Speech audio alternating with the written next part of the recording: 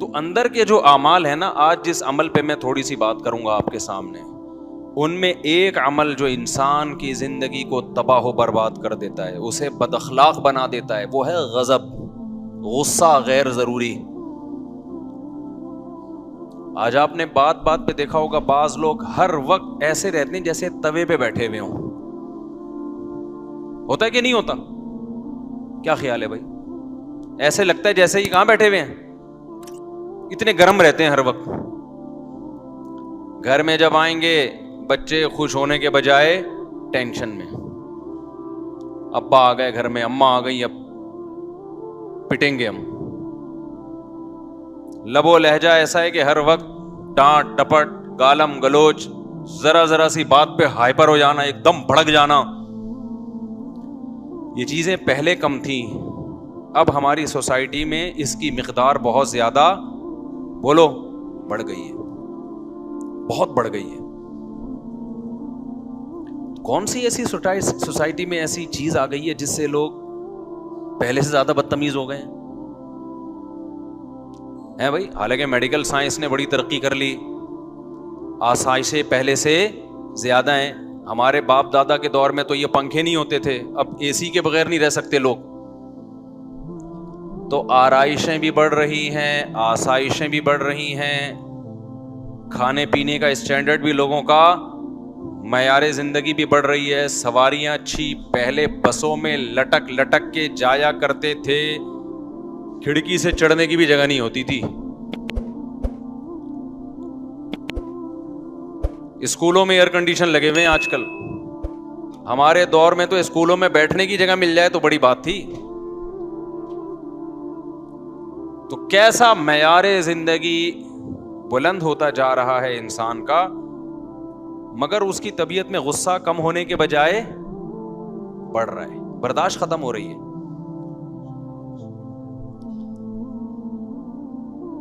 اسلام کا حکم ہے کہ آپ اپنے اندر برداشت پیدا کریں. اگر یہ اسلام کا حکم نہ ہوتا، صرف میڈیکل سائنس کی بات ہوتی، تو میں اس کو جمعے کے ٹاپک میں نہ چھیڑتا. نبی صلی اللہ علیہ وسلم کی خدمت میں ایک صحابی حاضر ہوئے، عرض کیا یا رسول اللہ مجھے نصیحت کیجئے. صحابی کا شاید یہ خیال ہو کہ آپ فرمائیں گے نماز ٹائم پہ پڑھا کرو، زکوٰۃ ٹائم پہ دیا کرو، یہ بھی ضروری ہے، اس کا تو یہ تو اسلام کے ارکان ہیں. لیکن نبی نے ان کو یہ نصیحت نہیں کی.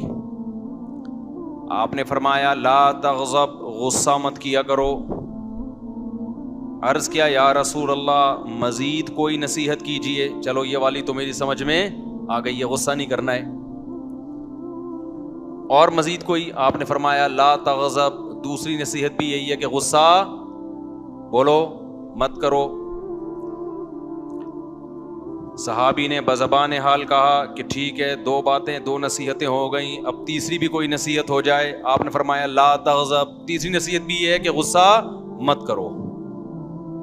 فردد مرارا، بار بار نبی صلی اللہ علیہ وسلم ان الفاظ کو ریپیٹ کرتے رہے، غصہ مت کرو، غصہ مت کرو، غصہ مت کرو. کیوں؟ نبی جانتے تھے کہ ان کو جتنی ضرورت غصے پہ کنٹرول کرنے کی ہے، اتنی کسی اور چیز پہ کنٹرول کرنے کی ان کو ضرورت نہیں ہے. ان کے اندر جو بھی برائی ہے غصے کی وجہ سے ہے.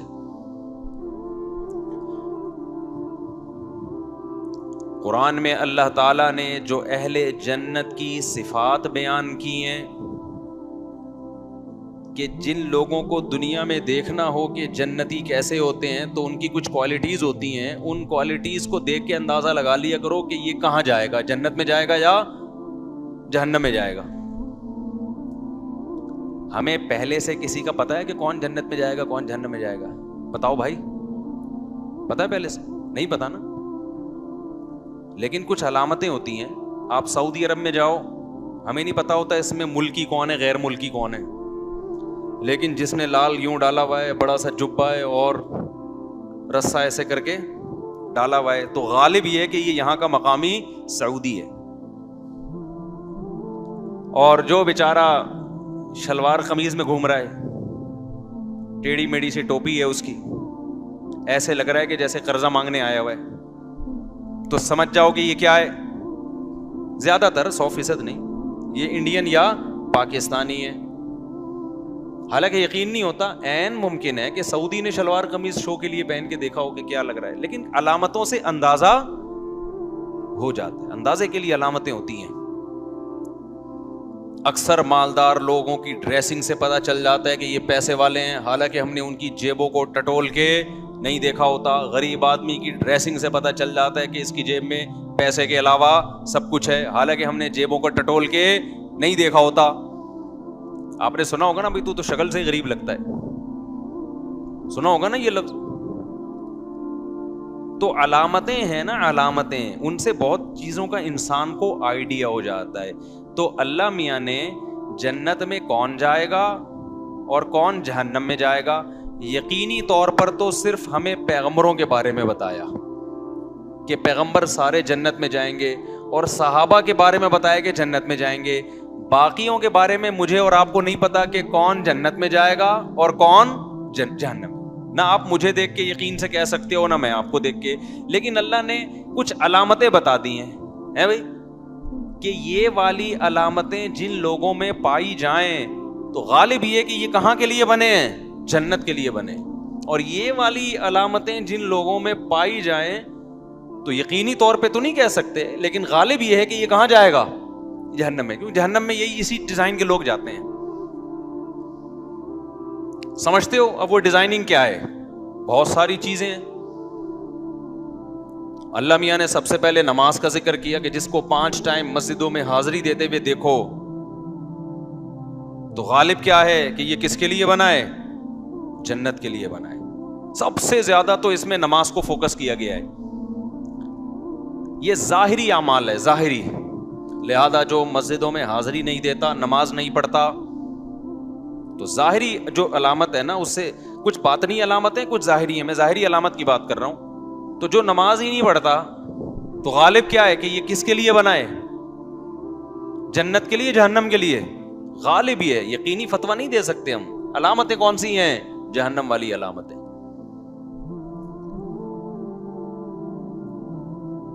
آج نماز کی تو کوئی ویلیو نہیں ہے نا. میں اکثر ایک واقعہ بتاتا ہوں. ایک خاتون نے بتایا کہ میرے بھائی کا انتقال ہو گیا, بہت ہی نیک تھا وہ, تو آپ اس کے لیے دعا کریں. میں نے دعا کر دی. تو کوئی شرعی مسئلہ پوچھنا تھا, انہوں نے وراثت وغیرہ کا. تو جب انہوں نے بار بار کہا نا بہت نیک تھا, تو میں نے کہا پتہ نہیں کیا اس میں کوئی کوالٹی ہوگی جو بہت زیادہ نیک تھی. یہ کئی سال پرانا واقعہ ہے, 10-15 سال تو ہو گئے ہوں گے اس میں. میں نے کہا شاید کوئی بہت زیادہ, تاکہ مجھے بھی موٹیویشن ملے, ہم بھی وہ نیکی والے کام کریں, تاکہ ہم مریں تو لوگ ہمارے بارے میں بولیں بہت نیک تھے بھائی. تو میں نے پوچھا کیا نیکی تھی, نماز پڑھتے تھے؟ انہوں نے کہا نماز نہیں پڑھتے تھے. میں نے کہا پھر تو واقعی بہت نیک تھا وہ. میرا خیال تھا شاید تہجد نہیں پڑھتا ہوگا, اشراق نہیں ہے نا, فرض نماز پڑھتے کہ فرض نماز نہیں پڑھتے تھے. وہ زیادہ نیک نہیں ہو گیا. مجھے ایسا لگا کہ کچھ زیادہ نیک نہیں ہو گیا. تو بھائی یہ کون سا معیار ہے یار, جو فرض نماز نہیں پڑھ رہا وہ نیک بھی نہیں ہے, بلکہ کیا ہے, بہت نیک ہے. آج کل نیک اس کو سمجھتے ہیں لوگوں سے مسکرا کے بات کر لے, کسی سے اس کا جھگڑا نہ ہو, سب کی آنکھوں کا وہ تارا ہو, اور بس اس چیز کو لوگ سمجھتے ہیں بہت اچھا ہے. وہ بھائی پہلے اللہ میاں سے پوچھو جس نے پیدا کیا ہے. اللہ میاں اچھوں کو جب ایکسپلین کرتے ہیں, ڈیفائن کرتے ہیں, تو ایک جگہ بھی قرآن میں ایسی نہیں ہے جہاں اللہ نے نماز سے شروع نہ کیا ہو. قرآن جہاں سے شروع ہو رہا ہے, الذین یقیمون الصلاۃ ومما رزقناہم ینفقون. اللہ فرماتے ہیں یہ کتاب ہدایت ہے پرہیزگاروں کے لیے. وہ کون ہے پرہیزگار؟ اچھے لوگ کون ہیں؟ جو نمازوں کو قائم کرتے ہیں, پھر اگلے درجے میں صدقات و خیرات کرتے ہیں. کنجوس آدمی اللہ کی نظر میں اچھا بولو نہیں, بے نمازی اچھا نہیں ہے, کنجوس اچھا نہیں ہے. میری اور آپ کی نظر میں اچھا ہو سکتا ہے کہ یار بہت اچھے طریقے سے ملتا ہے, جب پیسے مانگو دے دیتا ہے ہمیں. اللہ میاں نے سب سے پہلے کس چیز کو رکھا ہے؟ نماز کو. یہ ظاہری اعمال میں, باطنی کی میں بات کر رہا ہوں, لہذا آج میں باطنی کو زیادہ فوکس کروں گا. تو جہاں اللہ نے اچھے لوگوں کی علامتیں بیان کی, جنتی لوگوں کی علامتیں بیان کی, ان میں ایک بہت بڑی علامت والکاظمین الغیظ, یہ غصے کے گھونٹ کو پینے والے ہیں, غصے کے کڑوے گھونٹ کو بولو پی جاتے. لہذا آپ کو اگر کوئی ایسا بندہ نظر آئے جو بات بات پہ ہائپر ہو جاتا ہے, ایک دم رگیں پھول جاتی ہیں, دماغ ایسے جیسے ابھی چیر پھاڑ کے برابر کر دے گا, تو ہم یقینی طور پہ کسی پہ فتویٰ نہیں لگاتے کہ جہنم میں جائے گا. لیکن لگتا کیا ہے, کہاں کے لیے بنا ہے یہ, جو اس کے اندر آگ ہے نا اتنی بھڑکنے کی, تو یہ آگ ہی کے زیادہ مناسب. جنت میں ماحول خراب کرنے کے لیے اللہ ایسے لوگوں کو بولو نا نہیں لے کر آئیں گے. ماحول خراب کرے گا نا وہاں جا کے بھی, ایک حور بھی کم پڑ گئی فرشتوں کا بیڑا غرق کر دے گا. اس کو 70 حوروں کا وعدہ کیا تھا, 69 آ رہی ہیں گنتی میں. اب بتاؤ چیزیں توڑ پھوڑ شروع کر دے گا کہ نہیں کر دے گا, ہائپر ہو جائے گا. تو ہائپر لوگوں کے لیے, ایک دم کھوپڑی گھومنے والوں کے لیے اللہ نے جنت کو, جملہ تو مکمل, میری کھوپڑی نہ گھوم جائے کہیں, مجھے ڈر یہ لگ رہا ہے میں اخلاق پہ بیان کر رہا ہوں اور مجھے نہ غصہ آ جائے گا. جب بھی میں ادھورا جملہ چھوڑوں فوراً کمپلیٹ کرو اس کو. تو جو بات پہ جن کی اچانک کھوپڑی گھوم جاتی ہے, ایک دم ہائپر ہو جاتے ہیں, ایک دم رگیں بھول جاتی ہیں, ہمیں قرآن سے پتا چلتا ہے ان میں جنتیوں کی علامتیں نہیں ہیں. یہ جنت میں گئے تو جنت کا ماحول کیا کریں گے, خراب کریں گے. تو میں یہ عرض کر رہا تھا کہ یہ جو ایک دم بات پہ ہائپر ہو جانا, غضبناک ہو جانا, اسلام میں یہ پسندیدہ کام نہیں ہے. ہمارے قرآن کی میں نے آیت پڑھی کہ اللہ نے جنتی لوگوں کی صفت بیان کی کہ والکاظمین الغیظ, یہ لوگ غصے کے کڑوے گھونٹ کو پیتے ہیں. تو ہمیں یہ پتا چل گیا ان آیتوں سے, ان احادیث سے, اور بھی بہت ساری احادیث ہیں لیکن میں نے مختصر آپ کے سامنے پیش کی ہیں, اسلاف کے واقعات ہیں بہت اس پہ. اس سے ہمیں یہ بات تو پتہ چل گئی کہ ایک دم ہائپر ہو جانا, غضبناک ہو جانا, یہ کوئی اچھا کام نہیں ہے. یہ میں اس لیے ایکسپلین کر رہا ہوں کہ آج اس کو بھی اچھا سمجھا جانے لگا ہے. آپ نے نوجوانوں کو دیکھا ہوگا, اکثر ایک ڈائلاگ بولتے ہیں, ابے میری فلاں سے بات چیت ہوئی, اس نے مجھے یہ جملہ کہا, اور تجھے پتا ہے تیرے بھائی کو جب غصہ آتا ہے, تجھے پتا ہے, پھر آگے تو مجھے بتانے کی ضرورت نہیں ہے. بھائی بری چیز پہ فخر کیوں کر رہے ہو ہیں؟ یہ شو مارنے کی بات نہیں ہے, یہ آپ کے لیے یہ گدھے ہونے کی دلیل ہے, یہ گدھے ہونے کی دلیل ہے. یہ کوئی خوشی کی بات نہیں. خوشی یہ ہے کہ یار تیرے بھائی کو جب غصہ آتا ہے نا تو بالکل بھی پاگل نہیں ہوتا اس میں. اصل میں تو میری عقل کا پتہ ہی غصے میں چلتا ہے. نارملی تو سب نارمل ہی ہوتے ہیں بھائی. ابھی دیکھو سب یہاں نارمل بیٹھے ہوئے ہیں, نہ میں آپ کو برا لگ رہا ہوں نہ آپ مجھے برے لگ رہے ہیں. آرام سے تمیز سے بیٹھ کے ہم ایک دوسرے کی بات سن رہے ہیں. اصل مقصد ہے کہ جب کسی غصہ آیا ہوا ہو, پھر آپ کا ایٹیٹیوڈ کیا ہوتا ہے, پھر آپ کا اسٹائل کیا ہوتا ہے, پھر آپ کنٹرول میں رہتے ہیں کہ نہیں رہتے. اگر کنٹرول میں رہتے ہیں فخر کرنے کی چیز ہے. پھر بولا کرو یار تیرے بھائی کو جب غصہ آتا ہے نا, پھر بھی ایسے ہی رہتے جیسے ابھی. سمجھ میں نہیں آ رہی بات؟ تو یہ نوجوان یہ ڈائلاگ سیکھ لیں, یہ نہ بولا کریں بھائی تیرے بھائی کو جب غصہ آتا ہے تو پھر پاگل ہو جاتا ہوں میں, پھر میں نہیں دیکھتا. جس کی یہ عادت ہے نا جب غصہ آتا ہے تو بالکل پاگل ہو جاتا ہے, تو خوب سمجھ لو کہ اس طرز عمل میں وقتی طور پر چند بے وقوف آپ کی تعریف کر لیں گے کہ یار یہ کسی کی نہیں سنتا, ڈرتا ورتا نہیں ہے. چند بے وقوف تعریف کریں گے, لیکن ایسا آدمی پریکٹیکل لائف میں بری طرح ناکام ہوتا ہے. یہ نہ دین کا نہ دنیا کا, کہیں بھی ترقی نہیں, نہ کاروبار کر سکتا ہے, یہ نہ جاب کر سکتا ہے, نہ اللہ کو راضی کر سکتا ہے. جو غصے میں کیا ہو جاتا ہے, پاگل.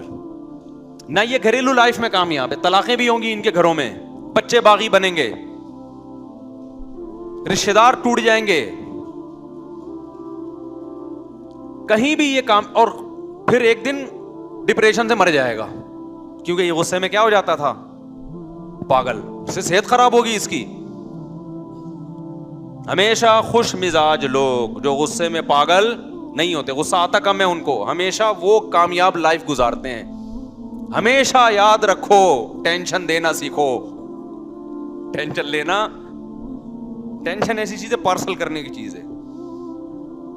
कैसे टेंशन दे, दो तरीके आपको बताता हूं टेंशन देने के, एक गलत तरीका, एक सही तरीका। एक पहले गलत तरीका बता देता हूं, वो वाला तरीका मेरी मुराद नहीं है। एक साहब का फोन आया कि मैं बहुत टेंशन में हूं। मैंने कहा क्यों भाई? कह रहे हैं आज मुझे 1 लाख रुपए किसी से मैंने कर्जा लिया हुआ था, वो आज शाम 6 बजे मुझे देना है, मेरे पास पैसे नहीं है, टेंशन हो रही है ना। मैंने कहा पार्सल कर दो टेंशन। मैंने मजाक किया उससे, कह रहे मैं कैसे पार्सल करूं, वो बंदा आएगा शाम 6 बजे, मेरे पास है नहीं, वो तो लड़ेगा मुझसे, कहां से? मैंने कहा टेंशन पार्सल करो। कैसे? मैंने कहा जब वो आए तो बोलो नहीं है। तो जो टेंशन आपको हो रही है वो किसको होगी? जब नहीं है तो कहां से दो भाई?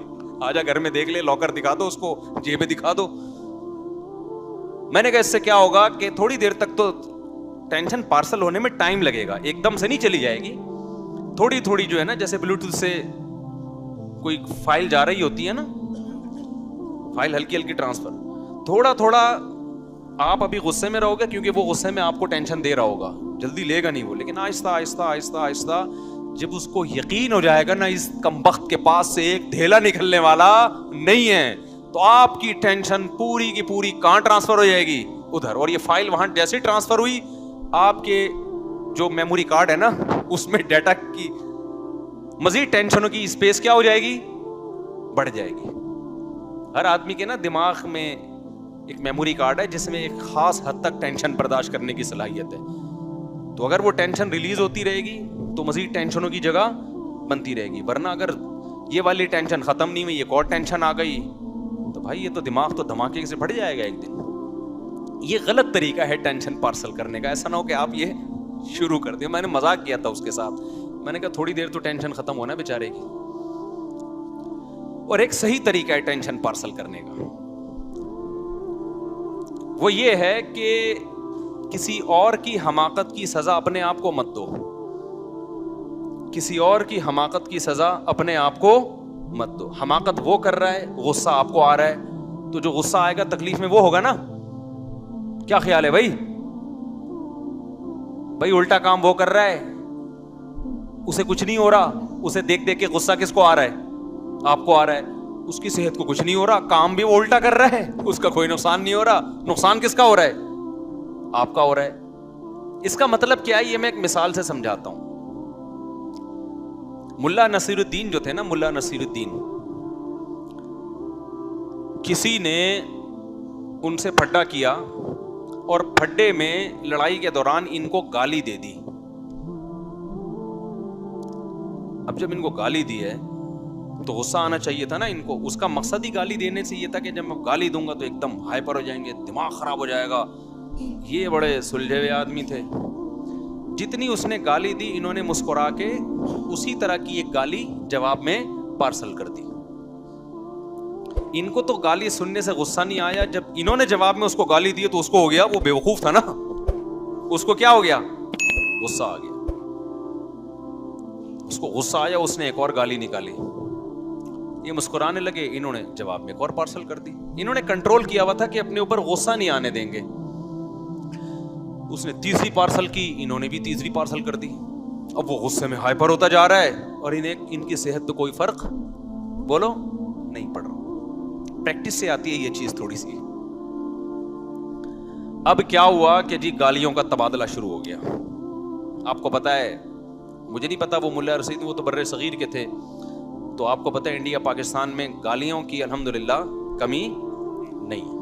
कोई भी गाली जिस वक्त भी आप देना चाहें तो मार्केट में अवेलेबल है। ऐसा नहीं होता कि जबान कहीं अटक जाए, आपके मुंह में गाली ना आ रही हो।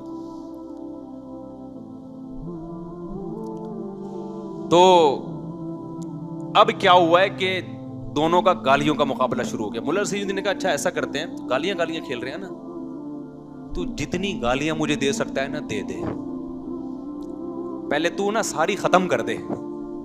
उस बंदे जिसको गुस्सा आया हुआ था उसने कहा चलो अच्छा मुझे मौका मिल गया, अब मैं एक ऐसी गाली दूंगा ना, इसको गुस्सा क्यों नहीं आ रहा है, इसको गुस्सा दिलाऊंगा मैं। उसने एक गाली, दो गाली, तीन गाली, चार गाली, आराम से ठंडे पेटों सुन रहे हैं बैठ के। जितनी गालियां वो दे सकता था ساری گالیاں جو اس کائنات میں تھیں وہ ساری کیا ہو گئیں؟ ختم. اور یہ بیٹھے ہوئے آرام سے مسکرا رہے ہیں. انہوں نے کہا دیکھ لے, سوچ لے مزید کوئی گالی. تو سوچ کے پھر کوئی گالی لے آتا. بالآخر تھک گیا نا, اس نے کہا وہ ختم بھائی. انہوں نے کہا میرا نمبر ہے. اس نے کہا جتنی گالیاں تو نے دی ہیں وہ بھی, جتنی اس کائنات میں موجود ہیں, جتنی ماضی میں کوئی کسی کو دے چکا ہے, جتنی حال میں دے رہا ہے اور جتنی فیوچر میں دے گا, وہ ساری ایک تھیلے میں اور وہ تجھے. اس کو غصہ آیا, بولا الو کے پٹھے. اس نے کہا تھیلے میں, یعنی یہاں سے ریورس ہو کے کہاں جا رہی ہے؟ اس نے کہا جو بھی گالیاں نکال رہے ہیں نا وہ کہہ رہے ہیں کہاں ہے وہ؟ تھیلے میں. اب تو جتنی گالیاں دے گا وہ آلریڈی میں ریورس کر کے, وہ ساری کس کو جا کے لگ رہی ہیں؟ اب وہ ہو رہا ہے لال پیلا, بلڈ پریشر ہائی. یہ واقعہ کیوں میں سنا رہا ہوں کہ غصے میں, جو غصہ میں تھا اس کا فیصلہ درست تھا, یہ جس نے غصہ مسلط نہیں ہونے دیا اس کا فیصلہ درست تھا. دشمن کو تکلیف دے دی نا, جو اپنی کھوپڑی استعمال کر رہا ہے, غصہ نہیں آنے دے رہا, اس کے فیصلے درست ہوتے ہیں. اور جو کھوپڑی استعمال نہیں کرتا, جذباتی ہو جاتا ہے, وہ اپنا نقصان کر رہا ہوتا ہے جذبات میں. تو یہ جو ڈائلاگ ہے نا, میں غصے میں پاگل ہو جاتا ہوں, میں یہ ہو جاتا ہوں, میں یہ ہو جاتا ہوں, یہ ٹھیک نہیں ہے. اچھا یہ خوب سمجھ لیں, اسلام چونکہ دین فطرت ہے, اسلام یہ نہیں کہتا کہ غصہ ختم کر دو, کیونکہ اللہ نے آپ کو جتنی صفات دی ہیں کوئی صفت ایسی نہیں ہے جو بیکار اللہ نے دے دی ہو. جیسے ہمیں جسمانی اعضاء اللہ نے دیے, کوئی نہ کوئی ان کا کام ہے نا. پلکیں دی, اس کا بھی کوئی کام ہے. آنکھیں دی, اس کا بھی کوئی کام ہے. ناک, کان, کوئی جسم کا پارٹ ایسا نہیں. بعض اپینڈکس کی جو وہ رگ ہے اس کو ڈاکٹر بعض لوگ کہتے ہیں کہ وہ کوئی کام نہیں ہے, ایسا نہیں ہے. کل ہو سکتا ہے میڈیکل سائنس بتا دے کہ جی یہ اس مقصد کے لیے, بلکہ ہو سکتا ہے یوٹیوب پہ کوئی ریسرچ آ بھی گئی ہو اب تک. تو خوب سمجھ لیں, جیسے اللہ نے ہمیں ظاہری جسمانی عضو دیے, ہر عضو کا کوئی نہ کوئی مقصد ہے, کوئی چیز بیکار نہیں ہے. ایسے ہی اللہ نے جو ہمیں کچھ اندر کچھ صفات دی ہیں, کچھ اندر کچھ قوتیں دی ہیں, وہ قوتیں بھی ہمارے فائدے کے لیے دی ہیں, لیکن ان کو کنٹرول کرنے کی ضرورت ہے, لگام دینے کی ضرورت ہے. اللہ نے ہمارے اندر محبت کا جذبہ رکھا, اب یہ جذبہ غلط استعمال ہو رہا ہے, عشق معاشقے ہو رہے ہیں اور حرام کاریوں کی طرف جا رہا ہے یہ جذبہ. تو اسلام یہ نہیں کہتا محبت کے جذبے کو ختم کر دو. ختم ہو گیا تو بیوی سے کیسے محبت ہوگی, اولاد سے کیسے ہوگی, ماں باپ سے کیسے ہوگی, سب سے بڑی بات اللہ رسول سے کیسے ہوگی, اس کے لیے بھی تو جذبہ چاہیے نا. ملک سے کیسے ہوگی, یہ تو آپ ایک مردہ انسان بن جاؤ گے.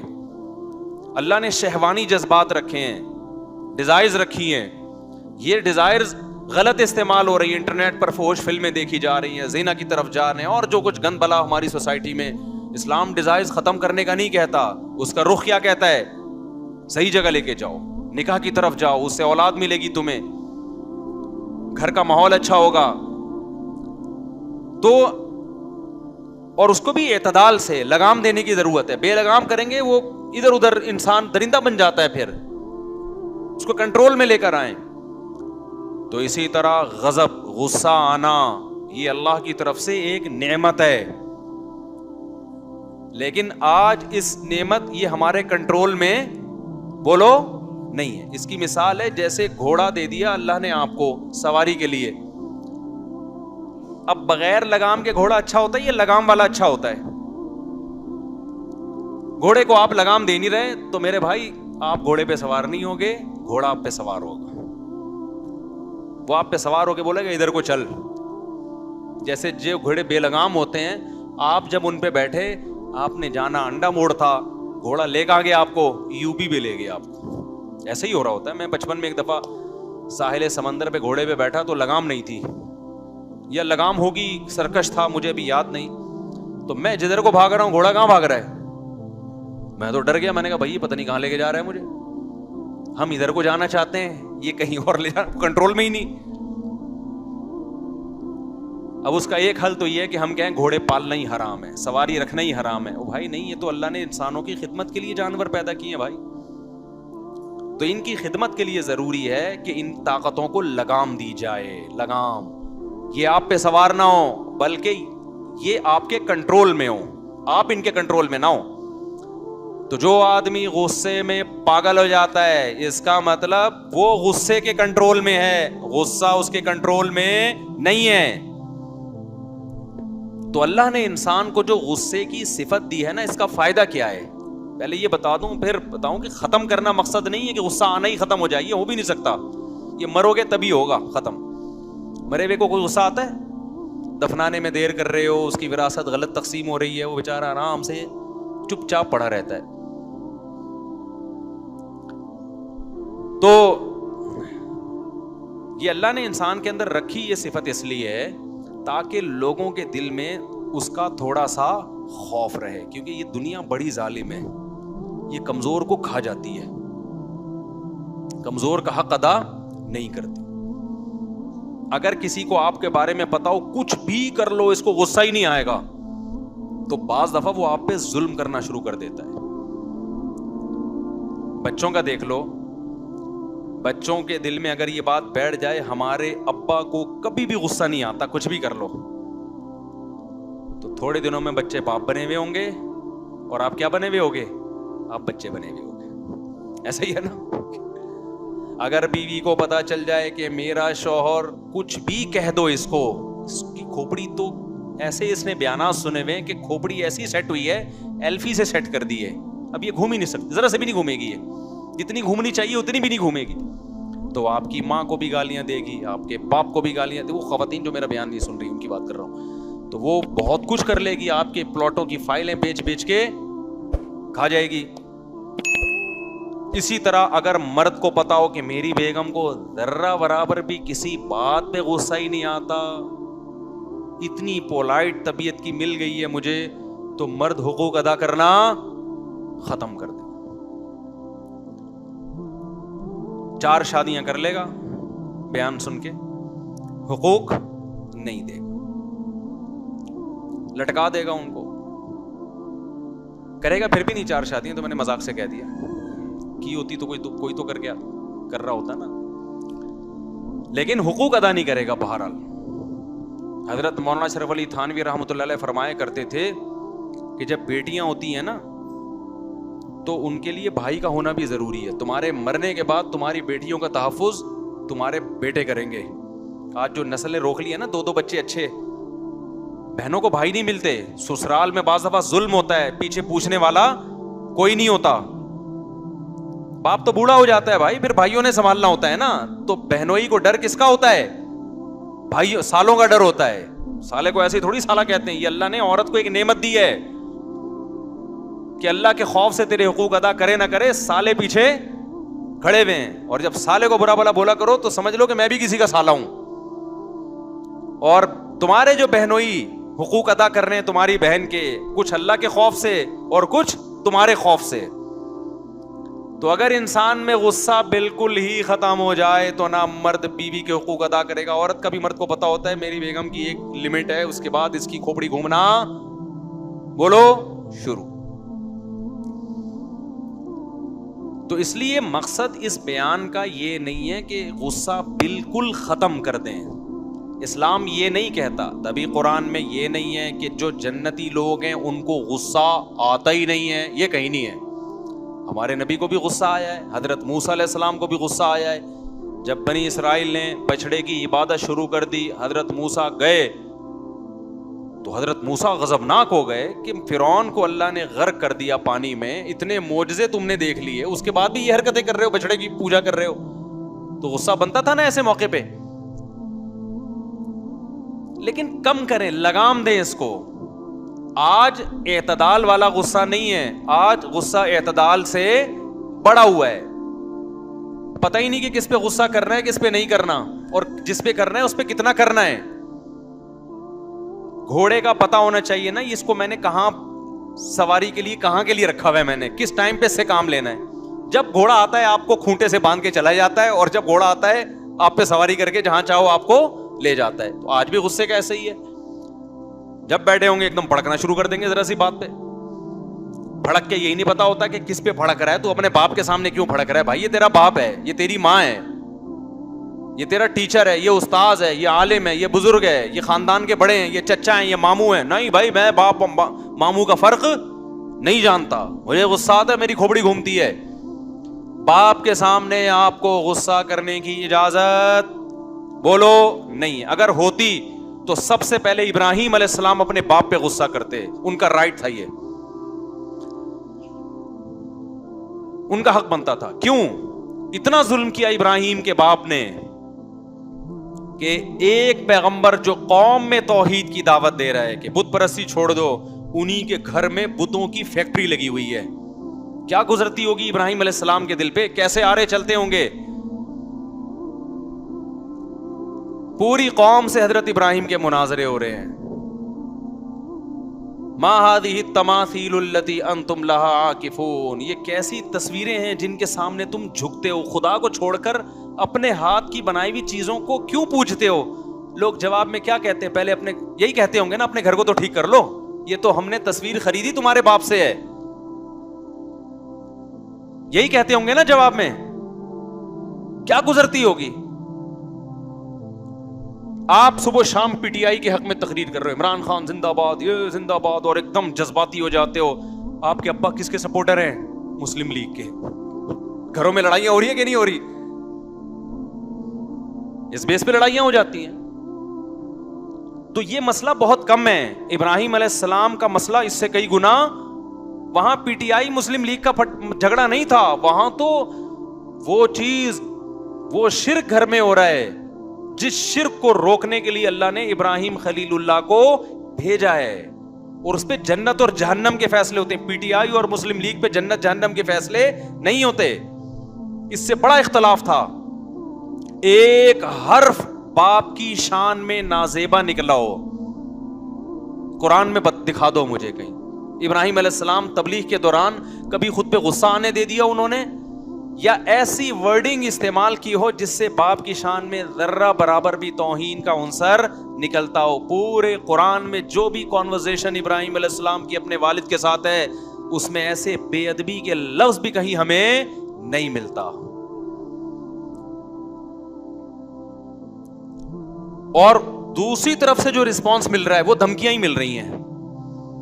یا ابتی لما تعبد ما لا يسمع ولا يبصر ولا يغني عنك شيئا, اے میرے پیارے ابا, آپ ایسے بتوں کی عبادت کیوں کرتے ہو جو نہ سن سکتے ہیں, جو نہ دیکھ سکتے ہیں, اور نہ آپ کو فائدہ پہنچا سکتے ہیں؟ میں آپ کے فائدے کے لیے کہہ رہا ہوں. کیوں کر رہے ہیں؟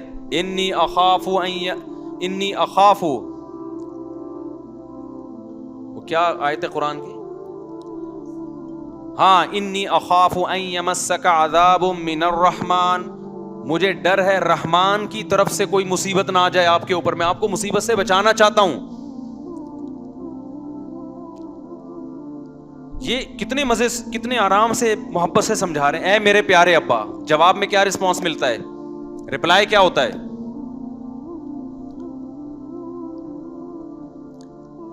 جواب یہ مل رہا ہے کہ اے ابراہیم, اگر تو اپنی دعوت سے باز نہ آیا, لَأَرْجُمَنَّكَ, میں تجھے پتھروں سے مار کے ہلاک کروں گا. آج باپ جو کہتا ہے نا میں تیری ٹانگیں توڑ دوں گا, میں تجھے تھپڑ ماروں گا, یہ ہوتا ہے نا, جبکہ یہ بھی اوپر کی دھمکی ہوتی ہے. ابراہیم علیہ السلام کا والد کیا کہہ رہے ہیں کہ وَهْجُرْنِي مَلِيًّا, مجھے میرے حال پہ چھوڑ دے, اگر تو اسی طرح تبلیغ مجھے سمجھاتا رہا, لَأَرْجُمَنَّكَ, میں کیسے ماروں گا؟ پتھروں سے مار مار کے ہلاک کروں گا, میں اذیت ناک موت دوں گا. ایسے موقع پہ اولاد کی کھوپڑی گھومنی چاہیے کہ نہیں گھومنی چاہیے؟ کہ ابا ہم آپ کے فائدے کے لیے ایک بات کر رہے ہیں, اگر نہیں سمجھ میں آ رہی تو آپ بولو کہ میں نہیں فالو کرتا, یہ دھمکیاں کیوں دے رہے ہو کہ پتھروں سے ماروں گا؟ نا نا نا نا. اگر آج ایسا ہو تو اولاد کا رپلائی کیا ہوگا؟ کس قدر بدتمیزی سے باپ کے سامنے بات کرے گی نا اولاد, اور دوستوں کو بتا رہا ہوگا میرے ابا نے جب مجھے یہ بولا تو تیرے بھائی کی کھوپڑی گھوم گئی. ہم کسی کا کھاتے تھوڑی ہیں, ہم خود جاب کرتے ہیں, ہم خود کماتے ہیں, ہمارا اپنا بزنس ہے, باپ نے ہمیں کھلا پلا دیا تو کون سا کوئی خرید تھوڑی لیا, غلام تھوڑی بن گئے ہیں. یہ رپلائی ہوتا ہے کہ نہیں ہوتا؟ آپ ابراہیم خلیل اللہ کے حوصلے کو داد دو بھائی. جب ابراہیم علیہ السلام کے باپ نے یہ جملہ کہا نا, اتنی پیاری تبلیغ کا رپلائی کیا ہو رہا ہے؟ پتھروں سے مار کے ہلاک کروں گا. قال السلام علیک, اے ابا اللہ کی آپ پر سلامتی ہو. ساستغفر لک ربی انہ کان بی حفیہ. اب میں آپ سے نا امید ہو گیا, جو آپ کا رسپانس ہے اس سے لگ رہا ہے کہ آپ بت پرستی نہیں چھوڑو گے, لیکن میں آپ کی خیر خواہی میں لگا رہوں گا. ٹھیک ہے, میں اب تبلیغ نہیں کروں گا آپ کو, کیونکہ اس سے فائدے کے بجائے کیا ہو رہا ہے؟ نقصان. بعض دفعہ یہ ہوتا ہے تبلیغ سے فائدے کے بجائے نقصان, اور آپ کی اللہ سے دشمنی بڑھ رہی ہے. لیکن ایک کام ہے, آپ کے لیے موت تک مغفرت کی دعا کرتا رہوں گا. میں کیا کرتا رہوں گا؟ اللہ سے دعا کرتا رہوں گا کہ میرے باپ کو بخش دے. سمجھ میں آ رہی ہے بات کہ نہیں آ رہی ہے؟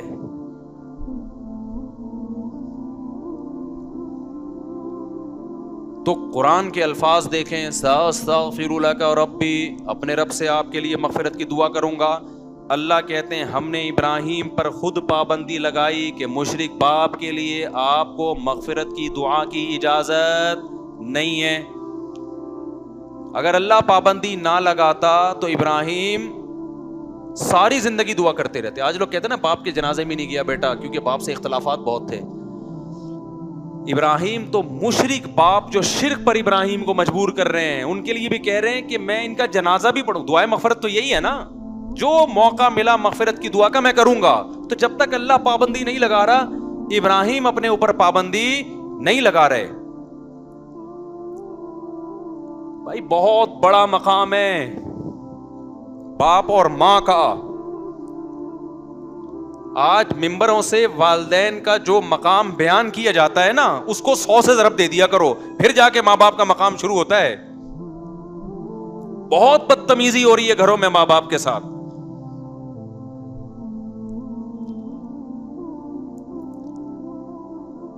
بہت زیادہ بد کلامی ہو رہی ہے. قرآن نے جتنے اہتمام سے ماں باپ کو بیان کیا والدین کو, اتنے اہتمام سے قرآن نے کسی اور کو بیان بولو نہیں کیا. اور یہ چیز تو عقل میں آتی ہے. اپنی ماں اور باپ کی محبت نہیں دیکھتے بچپن میں کیسے ہوتی ہے؟ کیسے 30 40 سال ماں روٹیاں پکا پکا کے کھلاتی رہے کہ آپ جیسے ابراہیم علیہ السلام نے باپ کو سمجھایا, آگے دھمکیاں آنا شروع ہو گئیں. تو اب ابراہیم علیہ السلام جانتے تھے کہ اب اگر میں باپ کے ساتھ رہتا ہوں تو اس میں نہ باپ کا فائدہ نہ میرا فائدہ. اس سے ریلیشن جڑنے کے بجائے کیا ہوگا؟ خراب ہوگا. تو ایسی صورت میں باپ سے کنارہ کشی اختیار کر لی, بد کلامی نہیں کی. ہم بھی اولاد کو کہتے ہیں اگر باپ ظالم ہے, بعض دفعہ ہوتے ہیں ماں باپ ظلم کر رہے ہوتے ہیں, تو بدتمیزی مت کرو, کنارہ کشی اختیار کی جا سکتی, علیحدہ ہوا جا سکتا ہے.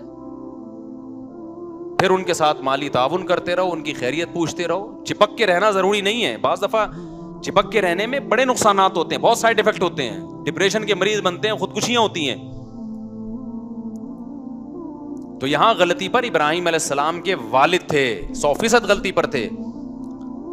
لیکن ابراہیم علیہ السلام غصے میں کنٹرول سے باہر نہیں ہوئے کہ بھئی میرا باپ ہے, مجھے جنا ہے اس نے. کل باپ تانا دے سکتا ہے نا کہ آج تو جو اتنی تبلیغ کر رہا ہے تو بچپن میں شیلٹر تو میں نے دیا نا تجھے, کھلایا پلایا تو میں نے, ذمہ داریاں تو میں نے اٹھائی ہیں تیری.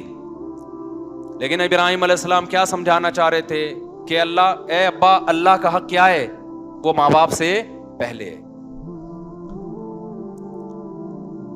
تو غصے میں پہلی بات کہ کہاں کس پہ جاری کرنا ہے اور کس پہ جاری نہیں کرنا, اس کا آپ کو پتا ہونا چاہیے.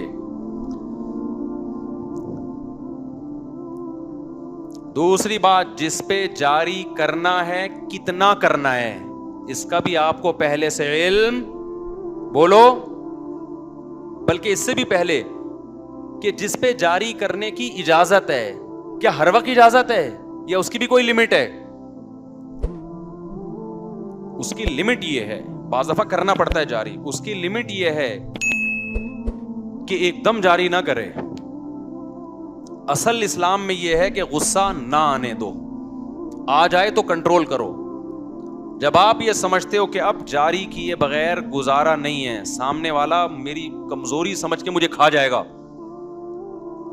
ایسی مجبوری میں آپ غصہ جاری کر سکتے ہو, وہ بھی اعتدال سے. سمجھتے ہو کہ نہیں سمجھتے ہو؟ بعض دفعہ غصے کی بات ہوتی نہیں ہے, آپ کو ایویں میں آ رہا ہوتا ہے, یہ تکبر کی علامت ہے.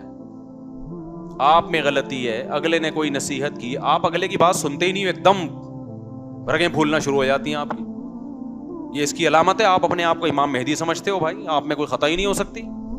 یہ فرض کیوں کر لیا ہے آپ نے اپنے بارے میں کہ میں اتنا نیک ہوں کہ میں غلطی نہیں ہو سکتا؟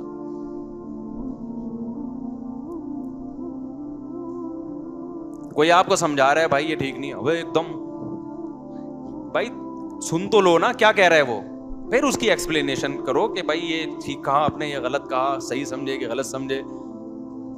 کوئی بات جیسے ہی کی جو ایک دم پڑک سے 2 فٹ اچھلنا شروع. میاں بیوی کے جھگڑوں میں یہ چیز بہت نظر آتی ہے, اسی سے مجھے اندازہ لگا لیتا ہوں غلط کون ہے. کسی آتے ہیں نا میاں بیوی کے جھگڑا ہوا, اب جھگڑا ہوا, ہم میرے سامنے دونوں بیٹھے ہوئے ہیں, ایک نے ابھی بتانا شروع کیا کہ یہ ایسی ہے یا یہ ویسی ہے, ایک دم وہ کیا ہو گئی ہائپر. یا عورت نے اپنے شوہر کا بتانا شروع کیا, ایک دم وہ کیا ہو گیا غصے میں. میں ویسے ہی سمجھ جاتا ہوں کہ مجھے رپورٹ پیش کرنے کی ضرورت نہیں ہے, مجھے پتا ہے کون غلط ہے. ابے بھائی تمیز سے سن لو یار, ابھی بیٹھے ہوئے ہو, کسی کو بڑا بنا کے, کسی کو باپ بنا کے اس کے سامنے آئے ہو, تو تمیز سے جو مرضی الزام لگا دے. میں کون سا یقین کر رہا ہوں, میں اتنا بے وقوف تھوڑی ہوں جو بھی بول دے کہ میں یقین ہوں. اچھا تو ایسا ہے, وہاں تو بڑے نیک بنا پھرتا ہے. ابے میں کون سا یقین کر رہا ہوں, وہ ایک دم کہ میری بےزتی ہو گئی, میرا یہ. ابے نہیں ہوئی ہے بےزتی بھائی, ابھی بےزتی ابھی ہوگی, تھوڑی دیر بعد ہوگی آپ کی بےزتی, جو میں کروں گا, ابھی نہیں ہوئی ہے. سمجھ رہے کہ نہیں سمجھ رہے؟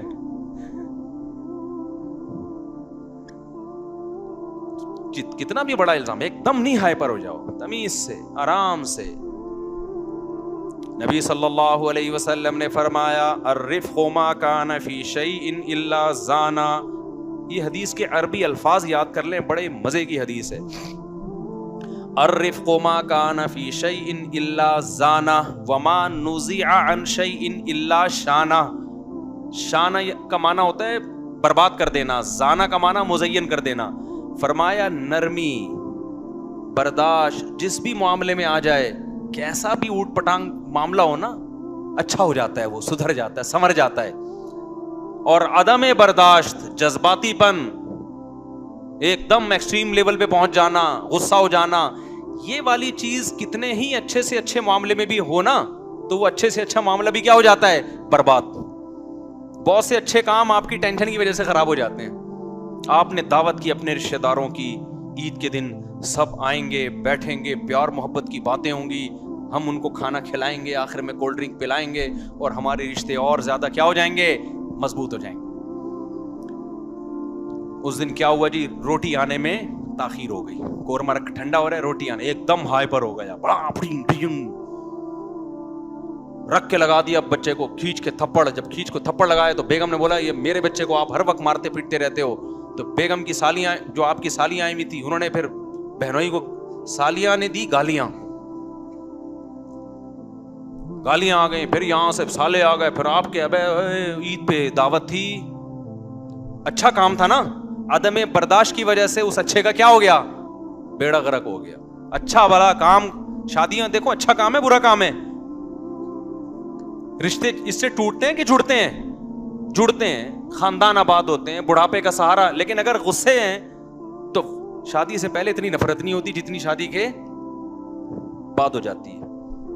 ایک نیوٹرل آدمی تھا, کچھ بھی نہیں لگتا تھا آپ کا, دور دور سے سلام دعا, کوئی دشمنی نہیں دوستی نہیں. اس کی سسٹر سے آپ کی شادی ہو گئی اور دونوں جذباتی ہیں, پھڈے ہوئے, مار دھاڑ ہوئی. اس کے بعد وہ بندہ جو پہلے آپ کو مل کے سلام کرتا تھا, زیادہ نہیں پوچھتا تھا, اب بندوق لے کے آپ کو مارنے کے لیے گھوم رہا ہوگا. اچھا کام تھا, عدم برداشت کی وجہ سے کیا ہو گیا, بیڑا غرق.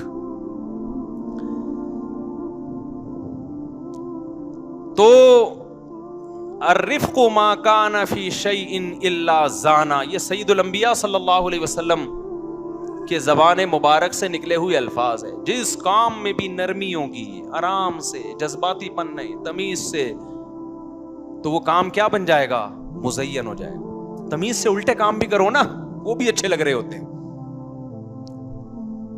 ہمارے ایک استاذ ہیں بڑے پولائٹ اور بڑے نرم، لیکن وہ ان میں لچک نہیں ہے. یعنی ہوتا ہے نا بالکل آرڈر جب دینے پہ آتے ہیں تو بس آرڈر، لیکن دیتے بڑے تمیز سے ہیں. جیسے کسی استاذ کے بارے میں شکایت پہنچی کہ یہ صحیح نہیں پڑھا رہے، اور ایک دو دفعہ انہوں نے تنبیہ بھی کر دی صحیح نہیں پڑھا رہے، تو وہ فیصلہ کر لیتے ہیں اس کو نکالنا ہے مدرسے سے. غصہ کبھی نہیں کرتے. وہ کیسے بلاتے ہیں، میں آپ کو اسٹائل سمجھاتا ہوں. استاذ آئے گا ان کے پاس، مدرسے کے امپلائی ہیں، بیٹھیں گے، وہ چائے پلائیں گے. آدمی سمجھتا ہے شاید میرے مزید انکریمنٹ لگنے والے ہیں مجھے. ایک دم جلد بازی میں فیصلہ نہیں کرتے. پہلے کئی بار تنبیہ کی کہ آپ کی غیر حاضریاں بہت ہو رہی ہیں، آپ ایبسینٹ بہت ہوتے ہو، آپ سلیبس کو مکمل نہیں کر رہے، یہ مدرسہ ہے، وقف کا مال ہے، یہاں پہ ذمہ داری پوری کرے. ایک نوٹس بڑی تمیز سے، 2 نوٹس، تیسرا نوٹس، چوتھا، پھر یہ جائے گا کہ ہم آپ کو نکال بھی سکتے ہیں، آپ ذمہ داری. کہیں بھی اس میں گالی گلوچ اور جذباتی، ابے تجھے کیا، تو انسان کا بچہ ہے، گدھا ہے، ایسا کوئی اسٹائل نہیں ہوتا. یہ میرے ٹیچر ہیں، ان کی بات کر رہا ہوں میں. بڑے اچھے اخلاق نا، کام پورا پراپر کرتے ہیں. ایسا نہیں کہ اخلاق میں کام ہی الٹے شروع کر دیں کہ بھائی جو پڑھا رہا ہے ٹھیک ہے، نہیں پڑھا رہا تو بھی ٹھیک ہے. نا اتنا نیک بننے کی ضرورت نہیں ہے. لیکن وہ اپنی زبان نہیں خراب کرتے، غصہ نہیں آنے دیتے. تو وہ کیا کریں گے، بلائیں گے ایک استاذ کو. انہوں نے اپنا واقعہ استاذ نے مجھے خود بتایا کہ میں گیا تو بیٹھ کے انہوں نے کہا کہ جی چائے پلائی. کہتے میں نے کہا شاید بہت ترقی ہونے والی ہے میری. تو کہا کہ دیکھیے آپ کو میں نے اس سلسلے میں بلایا تھا کہ آپ کی غیر حاضریاں بہت زیادہ ہیں. بولتے بھی بڑے ٹھہراؤ کے ساتھ، آرام سے. آپ جانتے ہیں نا، یہ جانتے ہیں ان استاذ کو، بڑے آرام سے، کہ بعض دفعہ سنا ہی نہیں دیتا، بولنا پڑتا ہے کہ حضرت تھوڑا سا لاؤڈلی ہو جائے.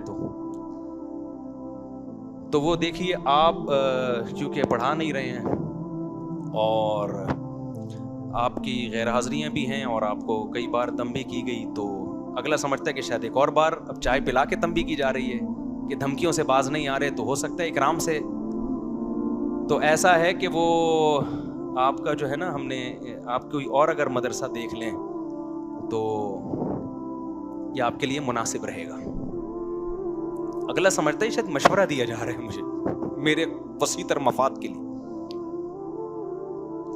تو اگلا اگر یہ کہنا کہ میں نہیں دیکھنا، میں تو یہیں پڑھانا چاہتا ہوں، تو بڑے آرام سے کہتے ہیں کہ یہاں سے تو آپ کا اخراج کر دیا گیا، ٹھیک ہے، اس سلسلے میں آپ کو بلایا تھا. سمجھتے ہو کہ نہیں؟ اب اگلے کے سمجھ میں نہیں آ رہا ہوتا کہ میں ان پہ غصہ کروں یا انہوں نے جو مجھے عزت دی ہے میں بھی ان کو چائے پلاؤں اس عزت کے بدلے میں. سمجھ میں آ رہی ہے؟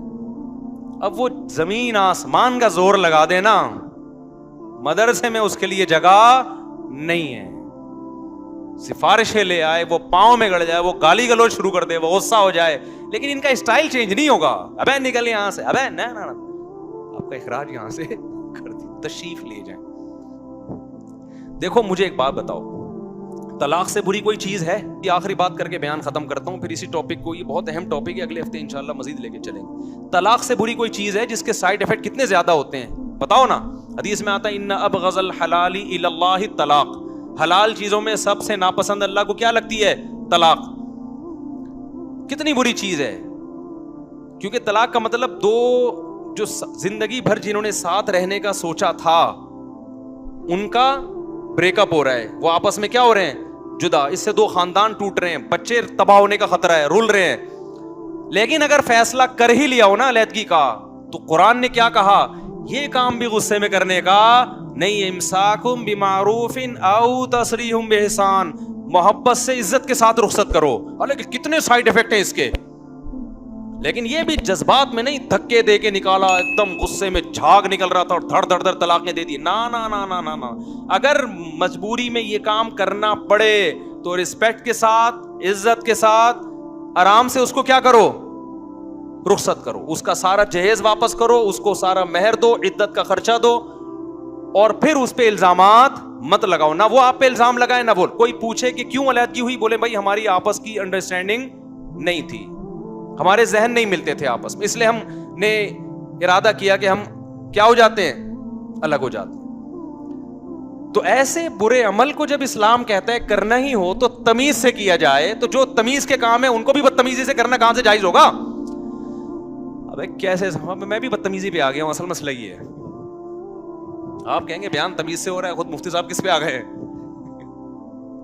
تو بھائی ہم جو یہ بیان کرتے ہیں نا، یہ اپنے لیے بھی کر رہا ہوں. آپ بھی مجھے کسی دن غصے میں اچھلتے کودتے دیکھ لیں تو لوگ کہہ رہے تھے اس دن دیکھو کیسا بیان کر رہا تھا اور آج کیا ہو رہا ہے. تو میں تو لوگوں سے کہتا ہوں، میں کب دعویٰ کرتا ہوں یار میں 100% نیٹ کلین ہوں. بھائی ہم تو بیان کر اس لیے رہے ہیں تاکہ کس کی اصلاح ہو، آپ کی بھی ہو ہماری بھی ہو. تو ہم نے دعویٰ کیا ہی نہیں ہے. یہ الزام تو اس پہ ہوتا ہے جو دعوے بڑے بڑے کر رہا ہوتا ہے نا. کیا خیال ہے بھائی؟ ہم تو بیٹھے ہیں بات چیت کے لیے یار. قرآن و سنت یہ کہتا ہے، اب اللہ کرے آپ کو بھی توفیق مل جائے، اللہ کرے ہمیں بھی توفیق مل جائے. ہم تو اس لیے بیان کر رہے ہیں کہ اللہ مجھے بھی توفیق دے. اس لیے ایسا نہ کبھی میں غصے ہو رہا ہوں کلپ بنا کے ڈال دو دیکھو بیان کیا کر رہا تھا. تو بیان میں کر اس لیے رہا ہوں تاکہ اگر میرے اندر غصہ ہے تو وہ بھی کیا ہو. اچھا بعض دفعہ مصنوعی غصہ کرنا پڑتا ہے. گھر میں تو یہ سیٹ اپ بہت ضروری ہے. آ نہیں رہا ہوتا آدمی تھوڑا روب رہا ہے، جیسے بچوں کو یوں کر کے آنکھیں دکھاتے ہیں نا، بعض دفعہ آ نہیں رہا ہوتا لیکن وہ سیاسی غصہ ہے. وہ اس کی اہمیت کا میں منکر نہیں ہوں. وہ گھر میں بیگم کے سامنے بھی، ساس سسر کے سامنے بھی وہ الٹی باتیں منہ سے اوپر سے اللہ کو کہہ دیا کرو اللہ میں اتنا الٹا ہوں نہیں، ایسا نہ فرشتے لکھ کے الٹا ہی لٹکا دے جہنم میں. وہ پھر سیاستاً اس طرح کے ڈائلاگ ہوتے ہیں کہ بیگم قابو میں نہیں آ رہی تو بیگم جب میری کھوپڑی گھومتی ہے نا تو میں کچھ سوچتا نہیں ہوں. یہ صرف ڈرانے کے لیے، کیونکہ اگر آپ نے اس کو بتایا کہ میری کھوپڑی گھومتی ہی نہیں ہے اور میں بہت پولائٹ آدمی ہوں اور میں کنٹرول میں رہتا ہوں، تو وہ کنٹرول سے کیا ہو جائے گی، باہر ہو جائے گی. بعض دفعہ وہ خواتین جو بیان نہیں سن رہی. تو گھر میں چونکہ مرد کو اللہ نے بنایا ہے سربراہ، تو سربراہ کا روب ہونا کیا ہے، ضروری ہے، ورنہ ماتحت سارے کنٹرول سے باہر. تو وہاں سیاسی ڈائلاگ کے طور پہ آپ یہ رپورٹ پیش کر سکتے ہیں کہ بیگم میرا تو ماضی بہت خطرناک رہا ہے، میرا جو ماضی ہے نا پاس، آپ واقعات دیکھ لو. وہ ایک آدمی گیا نا جب شادی ہوئی تو جیسے ہی کمرے میں گیا تو بلی میاؤں میاؤں کر رہی تھی، اس نے اٹھا کے اس کی گردن مڑو کے پھینک دی. تو بیگم ڈر گئی، ابے یہ کیا ہے. یہ سیاسی چیزیں ہوتی ہیں. وہ دو بھائیوں کی شادی ہوئی، ایک بھائی کی بیگم کنٹرول میں تھی، دوسرے کی کنٹرول سے باہر تھی. ایک تو خواتین وہ نا رپلائی کرنا شروع کر دیتی ہیں ایسے لطیفوں پہ کہ دیکھو عورتوں کے خلاف ہے اور مردوں کو بدتمیز بنا رہا ہے. وہ بھائی پورا بیان سن لیں تو یہ ایک اتنا سا چٹکلا نہ نکالیں. پورے بیان میں تو بیان ہی تمیز پہ ہو رہا ہے نا. یہ تو کچھ سیاسی ٹوٹکے ہیں، اس کا مقصد آپ کو کوئی چنگیز خان بنانا نہیں ہے. تو ایک آدمی تھا، وہ جب گھر میں دو بھائی تھے، 6 مہینے ہو گئے شادی کو، ایک کی بیوی کنٹرول میں اور ایک کی کنٹرول سے باہر. اس نے دیکھا کہ یار ایک کی تو اتنی فرما بردار ہے. اس نے پوچھا یار تو نے کیسے کنٹرول کیا؟ کہہ رہا میں جب گھر میں آتا تھا کوئی گلاس ولاس پڑا ہوتا تھا نا راستے میں تو ہٹا کے تمیز سے رکھتا نہیں تھا، لات مار کے ہٹاتا تھا اس کو. اڑائے. بیگم ڈر گئی کہ یار یہ گلاسوں اتنے توڑ دیے اس نے، تو کیسا نہ غصہ ہے تو مجھے ہی نہ توڑ دے. ڈر گئی وہ. آج کل ڈرتی ورتی نہیں ہے، یہ پہلے بتا دوں میں. آج کل آپ لات سے توڑیں گے وہ دانت توڑے گی آپ کی. تو یہ ونس اپون اے ٹائم. آج کوئی اور طریقہ اختیار کریں، وہ سیاسی لیکن اسٹائل تھوڑا چینج ہو. تو دوسرے نے کہا کہ چلو یار ہم بھی کل سے گلاس توڑنا شروع کرتے ہیں. آیا گلاس توڑا. بیگم نے کہا یہ 6 مہینے پہلے کرنے کا کام تھا اب نہیں. تو آج کل کی خواتین جو ہوشیار ہو گئی اس پہ بس ایک مختصر لطیفہ سنا کے کہ آج کل کا تھوڑا ٹیکنیکل طریقہ اختیار کرنا پڑے گا. وہ ایک آدمی نے روب کے لیے کیا کیا، جب شادی ہوئی نا تو کپڑے لٹکا دیے دلہن کے، 3 دلہنوں کے کپڑے، تاکہ بیگم روب میں آئے. بیگم نے پوچھا یہ لیڈیز کے کپڑے لٹکے ہوئے یہ کیا ہیں؟ اس نے کہا دیکھو میری پہلی بیوی بدتمیز تھی، میری بات نہیں مانتی تھی، اس کا مرڈر کیا میں نے اور یادگار کے طور پہ میں نے اس کی ساڑی یہاں لٹکا دی. بھائی بڑا خطرناک. یہ دوسرے کپڑے کس کے ہیں؟ وہ سمجھ رہا تھا یہ ونس اپون اے ٹائم پرانے زمانے کی لیڈی ہے.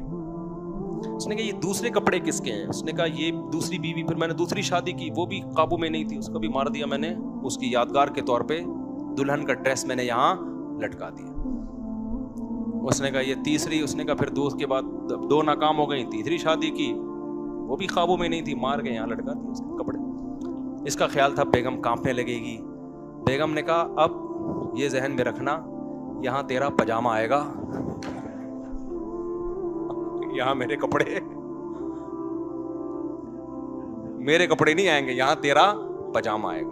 تو میں آپ سے عرض کر رہا ہوں کہ سیاست میں کچھ الٹا سیدھا بولنا پڑتا ہے, لیکن آج کل کی خواتین بہت ہوشیار ہو گئی ہیں, ایسا نہ ہو کہ وہ لینے کے دینے پڑ جائیں. لیکن بہرحال سیاست کرنی پڑتی ہے گھروں. اللہ تعالیٰ سمجھنے کی عمل کی توفیق عطا فرمائے. وما علینا الا البلاغ.